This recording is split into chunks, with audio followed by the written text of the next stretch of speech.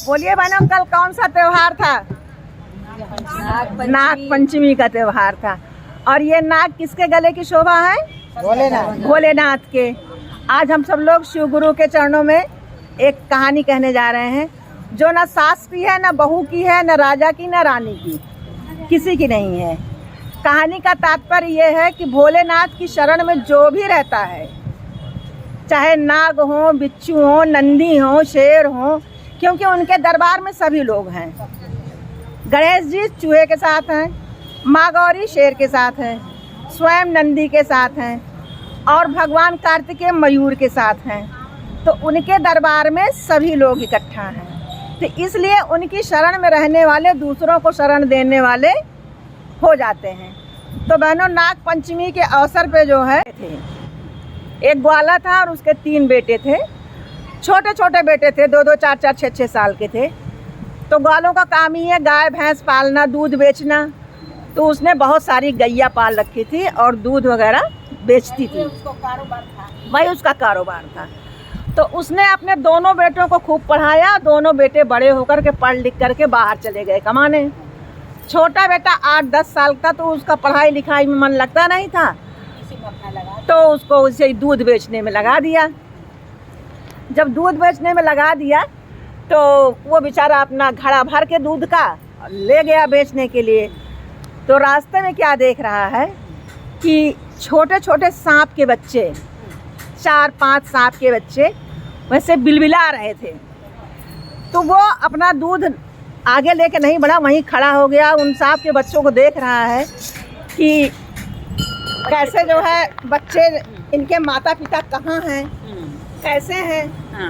अब पता नहीं मर गए हैं कि जिंदा हैं। बच्चे मुंह से बिलबिला रहे हैं। वो जो है अपना दूध लेके घर लौट गया और वहाँ से एक घड़े का आधा हिस्सा काट करके और एक घड़ा भर के दूध ले आया। तो जो कटा वाला हिस्सा था उसमें उसने दूध डाल दिया पीने। अब सारे बच्चे उसमें पीने लगे। अब भैया पेट भर जाता तो सब नाचने लगते हैं। तो उन लोग का पेट भरा, अपना मस्त होके सब भाई बहन जितने थे तो अपना खेले कूदे। उसके बाद जाके अपने मांझ में बैठ गए। अब शाम हुई तो नाग नागिन ढूंढते हुए भाई आए अपने मान में। अब बच्चों को नहीं देख रहे हैं, तो दोनों एक दूसरे से कह रहे हैं कि आए हमारे बच्चों को कोई खा गया, कोई मार डाला, बच्चे नहीं दिख रहे हैं हमारे। कौन पापी ऐसा है जिसने हमारे बच्चों को मार दिया? तब से बच्चे मान में से हंसते हुए सब निकले। माँ हम यहाँ हैं। कह रहे हम लोग इतनी देर से बुला रहे हैं, तुम लोग अंदर बैठे हुए हो, भूख नहीं लगी है? तो बताए माँ, एक 10 साल का लड़का था, वो दूध जो है दे गया, हम लोग वही पीते। तो तब से उस लड़के की दिनचर्या बन गई थी कि जब वो दूध लेके निकलता था, जब दूध लेके निकले तो प्याला में तो उसमें डाल देता था। अब वो बच्चे पी पी करके बड़े हो गए, जंगल की ओर चले गए। दूसरी पैदाइश हुई नाग नागिन की, दूसरे बच्चे पैदा हुए, लेकिन वो दूध देना नहीं बंद किया। 3 पुस्त उनकी पाला हुई। 3 पुस्त बच्चे हुए, पाल दूध बराबर देता रहा, पाल पोस करके बड़ा कर दिया, सब जंगल में चले गए। तो एक दिन नाग नागिन विचार करने लगे कि हमारे 3 पुस्त के बच्चों को जो आदमी पाल पोस रहा है, उससे हमको मिलना चाहिए कि कौन है ऐसा जो इतना परोपकार कर रहा है। तो नाग पंचमी का दिन आया। नाग पंचमी का दिन जब आया तो वो नागो नागिन दोनों भोलेनाथ की परिक्रमा करने मंदिर में गए और कैलाश से देख रहे थे दोनों पति पत्नी, गौरा पार्वती और शंकर जी देख रहे थे। तो बनाती रही, तो जो है देख रहे थे, तो कहा कि भाई देखो, पृथ्वी पर नाग नागिन हमारी परिक्रमा कर रहे हैं, चलो चल के देखते हैं। भोले बाबा ने नाग नागिन को साक्षात दर्शन दिया। क्या चाहते हो तुम लोग? तो कहे बाबा हम लोग को इतनी शक्ति दे दीजिए कि जिसने हमारे बच्चों को पाला पोसा है, उसको हम कुछ देने के काबिल हो जाए। सही बाबा ने कहा मस्त ऐसा ही होगा, जाओ। अब नाग नागिन पूजा करके आ गए अपनी मांद में। मांद में आए तो जब वो दूध लेके आने लगा बच्चा, तो दूध दे के आगे निकल गया। अब तब से उस नाग नागिन के बच्चे जो हैं वही मान पे बैठे थे कि अभी किसी रास्ते से ये लौटेंगे। जब इस रास्ते से लौटे तो कहे भैया आज हमारे माता पिता आपसे मिलना चाहते हैं। अब वो डर गया, कहे कि भैया काहे मिलेंगे, डस घुस लेंगे, हम मर जाएंगे, काटेंगे नहीं।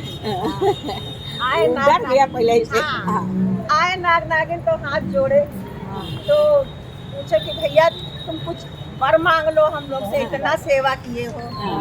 कहे नहीं काटो लोगे, देने के बाद काट लोगे तो कुछ हाथ नहीं आएगा। कहे नहीं हम लोग नहीं काटेंगे, तुम मांगो, क्या मांगते हो बड़े?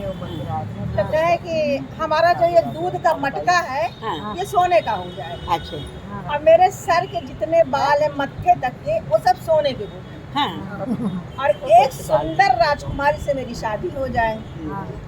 नाग नागिन ने कहा एवं मस्त, उनका घड़ा सोने का हो गया और सबका बाल सोने का हो गया। अब खुशी खुशी भैया गए घर। तो बाप बुढ़ा हो गया, जब पूछा कि भैया कहा है कि जिस नाग नागिन को आप दूध पिलाते थे वही नाग नागिन हमको ये दिए हैं। मारा दो तमाचा। कहीं मांग ही रहे थे तो राजपाट मांगते, धन दौलत मांगते, तो सोने का घड़ा और बाल लेके चले आए, उसको मार पीट के निकाल दिए। अब घर से मार पीट कर निकाल दिए उसको। तो लड़का निकला, एक काली गाय थी, उन गायों में एक काली गाय थी। तो कहे भैया घर से तो निकाल दिएगा लेकिन हमको मत छोड़ के जाओ। कहे गाय माता कैसे तुमको लेके चले, हम तो खुद ही बेघर हो गए, तुमको कहाँ रखेंगे? कहीं जहाँ चलोगे हम चलेंगे तुम्हारे साथ, मेरी पूंछ पकड़ लो। वो बच्चा गाय की पूंछ पकड़ लिया और गाय उड़ान भर के एक जंगल में गई।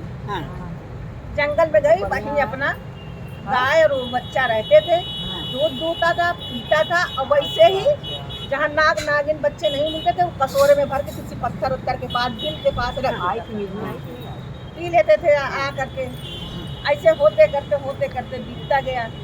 फिर वो नाग नागिन आए, कहे कि भाई तुम इतना परोपकार करते हो, कुछ और मांगे। कहे क्या मांगे? हम बाकी यही जहाँ जंगल में रह रहे हैं यहीं घर द्वार कुछ दे दीजिए, खाने पीने का दे दीजिए। तो खाने पीने का दे दीजिए हमको। तो कहे कि अच्छा। तो जो नागिन थी, इच्छाधारी नागिन थी, उसने अपनी अंगूठी निकाल के दे दी। इस अंगूठी को ले जाओ और गाय के दूध से 1.5 हाथ चौकोर में लीप करके जो मांगोगे तो वो मिलेगा। तो लड़का गया और ऐसा ही किया कि भैया हमारा 2 तल्ला मकान हो जाए और घर में खाने पीने का सब हो जाए। सवेरे उठ के देख रहा हो गया भैया 2 तल्ला मकान, सब ऐसो आराम सब हो गया। आ गया दूसरी नाग पंचमी आई। देखिए एक नाग पंचमी में उनको सोने का बाल और ये सब मिला, दूसरी नाग पंचमी आ गई। तो फिर जो है कह रही है गाय उनसे, ए भैया 12 महीने तो तुम कुआं तालाब में नहावे करते हो, आज नाग पंचमी का दिन है। तो नाग पंचमी का दिन है तो जाओ आज नहाया नदिया, नदी में नहाया। गया खूब नदी में नहा वहा के अपना आया। नदी में नहा के आया तो जब नहा रहा था तो उसका एक बाल सर का टूट गया, सोने का बाल टूट गया। तब देख रहा बाल चमक रहा है, सोना चमकबे करता है, सोना चमक रहा है।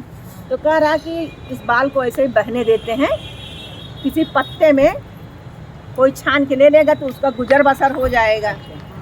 अब राजकुमारी ऊपर से देख रही है, सोने की चमक वो देख रही है। अपने नौकर को भेजती है कि जाओ वो ले आओ क्या चमक रहा है। ले आती है, ले आता है, दिखाता है उसको।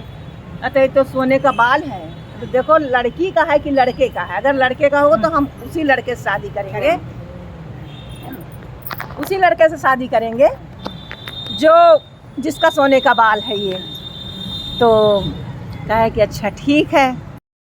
कहे कि वो उनके पिताजी कि भाई शरीर मत त्यागो अपना, सावन का महीना चल रहा है, सावन में शादी ब्याह नहीं होता है और इस समय तो शंकर जी की पूजा होती है, तुम्हारी शादी कर देंगे। क्या नहीं सी सावन में हमारी शादी कीजिए। अच्छा कर दिए शादी वादी धूमधाम से, शादी की तैयारी हुई।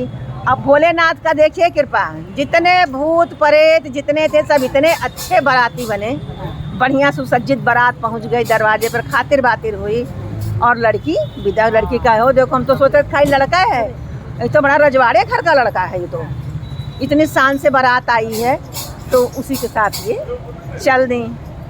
जल्दी आई, उसी जंगल में आए भैया लेके दुल्हन को अपने।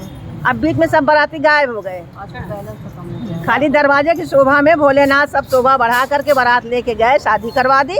और विदाई जब करवा दी तो सब लोग अंतर ध्यान हो गए।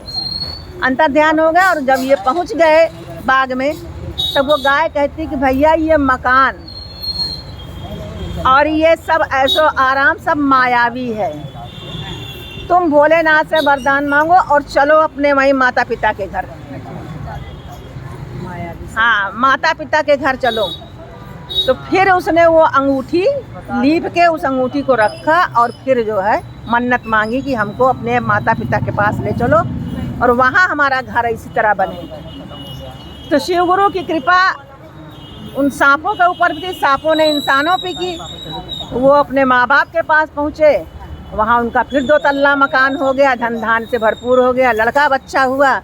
बुढ़ाऊ फिर खुश हो गए कि भैया जो कुछ खोया था वो फिर पा गए और शिव गुरु की कृपा से सब हो गया।